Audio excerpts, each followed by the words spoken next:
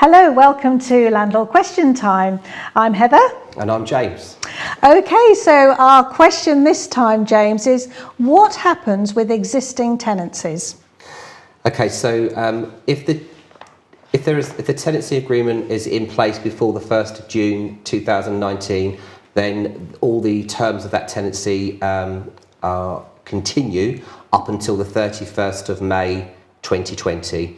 So if in the current tenancy agreement the landlord paid for the inventory, but it says that the tenant pays for the checkout, then between now and the 31st of May 2020, the tenant is still expected to pay for that checkout.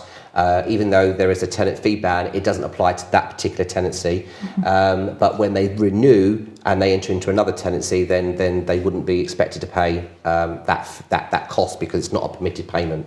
So in terms of existing tenancies, everything stays the same until the 31st of May 2020.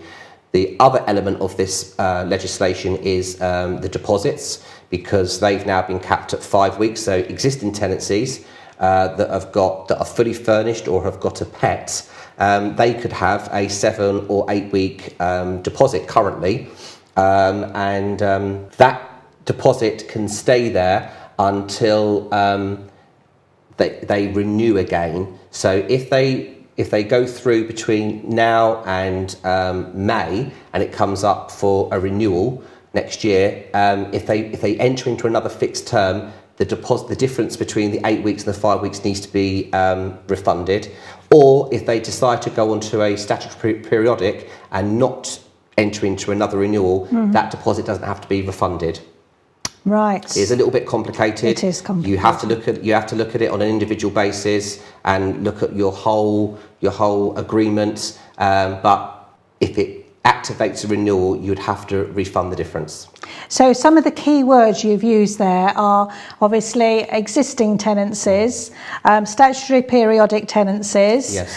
Renewals, deposits. So landlords should be well aware of what's happening in every single case. They should study their ASTs and what they've agreed with their tenants, Yes. and make sure that they are absolutely compliant at least by the 31st of May 2020. Yes. And then if they have any renewals, they have to start with the rules from the 1st of June 2019. Yes, they do. And Right. I would also suggest that they liaise with the deposit scheme provider that they've registered the deposit with to understand how they need to be refunding it and what the mechanism is for doing that, because they'd have to process that refund.